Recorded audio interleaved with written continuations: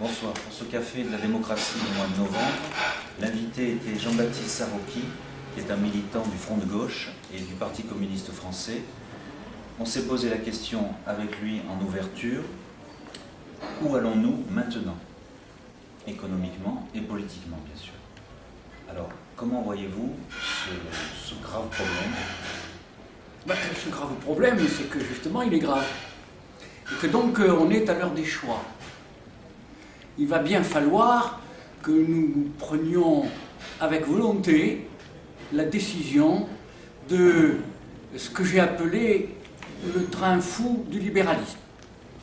Car si nous n'arrêtons pas le train, nous risquons de nous retrouver dans une situation qui sera peut-être encore plus difficile, peut-être sûrement plus difficile qu'elle ne l'est actuellement.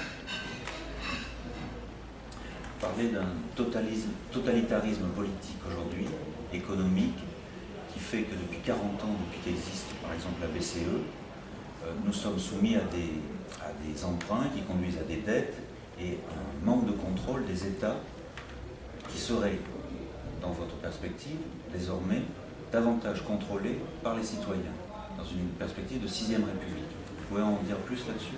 Oui, il y a d'abord le totalitarisme économique qui prétend justifier les politiques suivies ces dernières années, en gros depuis Raymond Barre, qui a été le père fondateur de ces politiques-là. Et puis il y a le totalitarisme politique, que l'on constate quand on ouvre la télévision. Vous savez, ce que disait Noam Chomsky, il disait la propagande est à la démocratie ce que la violence est au totalitarisme. Donc il nous faut réinventer la République. Il nous faut une 6e République. Parce qu'aujourd'hui, il n'y a pas la question sociale d'un côté et la question des institutions de l'autre. Il y a le besoin de changement économique et social avec le changement institutionnel qui lui est indispensable. Ça, ceci c'est ma conviction. Est-ce que ça peut se faire en entraînant d'autres pays qui sont soit concurrents, soit partenaires dans cette belle perspective de refondation des choses? Ça se fera avec les peuples. Et dans les peuples, avec les forces progressistes qui ne sont pas loin de notre analyse de la situation. Et là, tout est à faire, mais tout peut être fait. Il y a une révolution écologique aussi, puisqu'on pollue tout le temps la planète. Est-ce qu'elle serait véritablement au service des peuples, au service des besoins? L'écologie est au service des hommes, avant d'être même au service de la planète.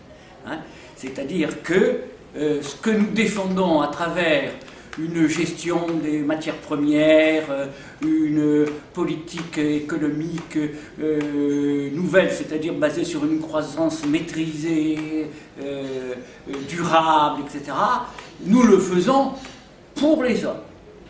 Et nous pensons en plus que la défense de l'écologie peut avoir une implication sociale considérable, parce que évidemment, vous avez là des sources d'activité économique, d'emploi, et en même temps, vous avez dans cette revendication écologique un moyen d'agir pour ces populations de pays dont on supprime les cultures vivrières au profit de cultures de rapport, pour les puissances occidentales qui veulent trouver des moyens d'alléger leurs dettes, leurs notes de matières premières. Voilà.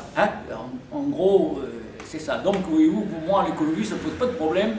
Je ne la dissocie pas de mon combat social. Vous avez cité Victor Hugo, le choix du réel par rapport au factice. Vous avez parlé de la société qui donne plutôt que la société qui prend. Donc, pour vous, relatif aux problèmes économiques, la dette, elle peut être effacée ou modérément remboursée? La dette, on ne peut régler ces situations-là que si si on règle sur le fond la question économique. Il n'y a pas de recette pour régler la question de la dette. Il y a un travail de fond qui doit redonner aux échanges économiques, au rapport entre États, une toute nouvelle direction.